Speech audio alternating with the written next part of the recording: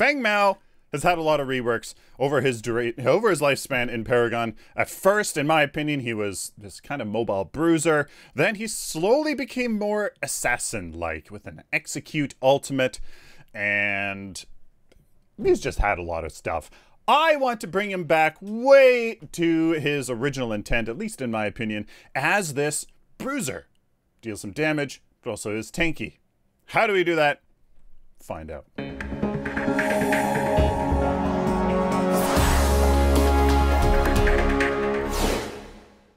Yeah, hello ladies and gentlemen, welcome to a Hero Rework idea. I am Sylphin. A few things right off the bat, like always. One, this is my idea only, with the help of the community. It's not representative of what Unleashed Games is going to do, will do, etc. Yeah, I'm going to send this off internally, and they already have the ideas, but it's not what's going to happen. So please keep that in mind. Two, hero passives are coming back, so we have to create passives for these heroes, and if you don't want heroes to rework because you think they're perfect, we gotta change them. We gotta change them because passives are coming back. So there you have it. Three, I want to add in a quest mechanic into their kits so that if you do something successful, you are rewarded for it by empowering that ability and that core part of what that hero does in their kits and stuff like that. So another thing is we have to, at least in my opinion, come up with a niche, a gameplay style, a theme for these heroes and emphasize it. There has to be a reason for this hero to exist, both in the hero roster and both gameplay style wise. They have to be purposeful, right? There has to be a reason in the draft lobby, but just in general, for you to say, aha, I need Feng Mao in this scenario because he's good at this and he is weak and he is not weak against this. Stuff like that. They need a reason. They need that reason, and we need to emphasize that. Kind of maybe focus these heroes on those concepts a little bit more, in my opinion. So for Feng Mao, what is that? I kind of said in the intro, Chad and I kind of agreed that in his essence, he's a mobile, durable bruiser. The term durable bruiser is a bit, it's a little bit nonsensical. It's kind of redundant because a bruiser is durable by nature, but maybe Feng Mao's a little bit more durable than your average bruiser because of that shield of his that I think does define him quite nicely. So he's a mobile, durable bruiser. He can dive in, do some stuff, deal some damage, take some damage, and after a little while, he can also get out of there with his Reaping Dash as well. So he's a mobile, durable bruiser. If that's all you need, that's all you need. You have a great CC elsewhere. You have a great team. You just need somebody to dive in, take some damage, deal a little bit of damage. Boom. Feng Mao is wonderful. I think he fits that role naturally very nicely. So with that said, what is his abilities? Well, his passive, somebody in chat came up with a wonderful idea, and it really comes with his nature that he's this, right? He's a master technician. He is a kind of he's not a karate master, but obviously very well trained. He's a master. He taught Wukong apparently. So with the whole that sort of a theme, somebody came up with this idea. Passive. After every 4 successful basic attacks, Feng Mao focuses his Guandeo, which is his big weapon there, momentum to parry the next instance of basic damage against him within 1.5 seconds, negating all damage.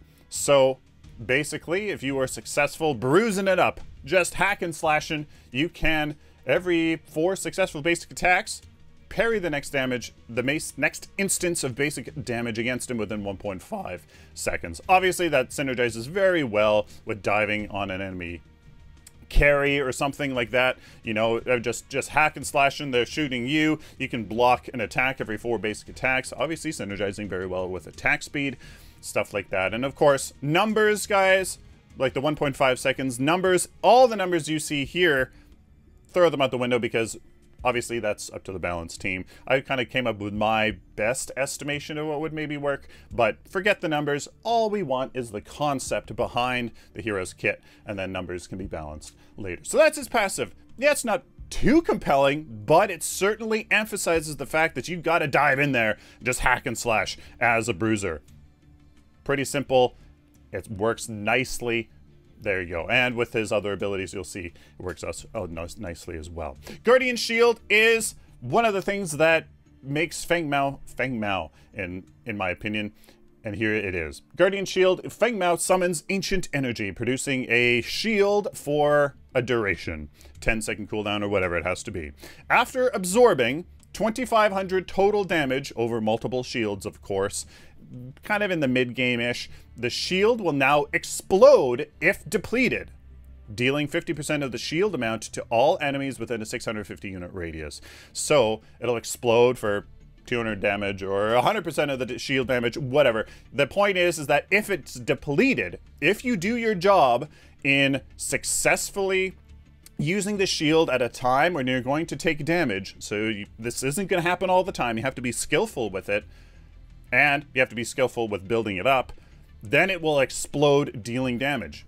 You're both fulfilling your tanky part, the tanky part of a bruiser, and you're also fulfilling the damage part of a bruiser. So you have to use it appropriately. If you use your shields not appropriately, you don't mitigate damage, you don't build up the passive, or the quest part, and you don't get the damage part, even if you were to use it appropriately. You get what I'm saying? So you have to use it appropriately at all points to get any value out of that quest mechanic.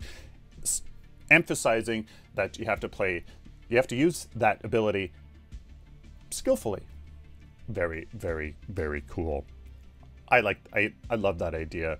Let me know what you think down in the comments. Reaping Dash, another one of Feng Mao's just super characteristic abilities. Feng Mao projects his body forward, teleporting 1,050 units in the target direction. His next basic attack deals an additional 20, 40, 60, 80. That is less than what it used to be. It used to be 40, 60, 80, 100, and 125 or something like that. It went to like 125, 150%, something like that. Basic attack damage, 10-second cooldown. It's be a little bit less because we're focusing on his bruiser nature, not the pseudo-assassin nature he had at the end of Monolith. So deals a little bit less damage, but that's a little bit of burst for you to jump in, deal some damage on somebody, grab their attention, hence emphasizing that bruiser nature. It's the same.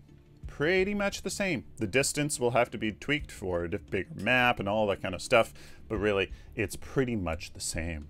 Now that third ability, well, it was a passive before. It basically was his passive. It just added additional damage and a slow, but we're bringing back Hamstring. We're bringing back Hamstring. It was really fun. You could animation cancel with it, deal damage, slowed them. There you go. And this is the first part of Feng Mao's crowd control, which is just a slow in a small area around him. A whirlwind strike around Feng Mao that deals damage and applies a slow for 2 seconds, 10-second cooldown. The slow shouldn't be necessarily that much and last too long, says he is very mobile, but it should be a slow, and it should deal some damage. 10-second cooldown, nice and simple. Something to animation cancel a basic attack or something like that, getting that passive up. And it provides another ability for you to use skillfully to build up your passive, maybe go grab somebody's attention for your Guardian Shield, stuff like that. There you go. Now his ultimate. His ultimate's pretty darn cool, but the execute mechanic, no thanks. No thanks. We check out the execution mechanic. Feng Mao leaps into the air, brings his weapon crashing to the ground, splitting the earth in a long cone. Not necessarily a line, maybe a cone, something like that, in front of him for a good amount of damage. That is, I think, a little bit more than before. I don't know. Sure. And stunning enemy units for 1 second. As a bruiser, instead of a assassin, as you get more tanky, you get more control naturally. You get more control naturally in order to have more threat, in order to make people focus you because of that threat. Having a stun on that ultimate makes it very infrequently, but also makes him a little bit more of a team fight hero, as that stun in a cone or in the line like it used to be definitely synergizes very well with a lot of other AoE ultimates and just a lot of other abilities as well. The stun, I think, is necessary when you start making somebody less damage focused and more tanky focused, as we're taking Feng Mao from his pseudo assassin nature again, like I've been saying, making him more tanky. I actually think that stun is necessary, especially when it's on a long cooldown ultimate like Feng Mao's Earth Shatter. I think that makes him very, very well suited to some team fights, but also just dueling it out. That's a stun as somebody's trying to get away. You leap into the air, catch them right at the end of the cone. You can catch up to them again. User, and makes their hamstring maybe go off cooldown a little bit more, so you can use that to slow them down to keep attacking, stuff like that. I think it does synergize very well, again, because it's on such a long cooldown. That's Feng Mao, ladies and gentlemen. At least in my world, that is what Feng Mao would be. Makes him nice. He wasn't overly complicated at the end of Paragon. At the beginning of Paragon, he was very complicated. His Reaping Dash would empower his next Guardian Shield or Hamstring or something like that, and if you used a Guardian Shield after Reaping Dash, it made it more tanky. If you used your Hamstring after Reaping Dash, it dealt more damage. It was kind of complicated. This, I think it's a nice, happy medium that still has some very good nuance in it with a Guardian Shield quest. And just as passive. He's a bruiser, I think. Gets in there, hack and slash, being a nice, fun hero. Let me know down in the comments what you guys think, as I would love to hear your guys' thoughts.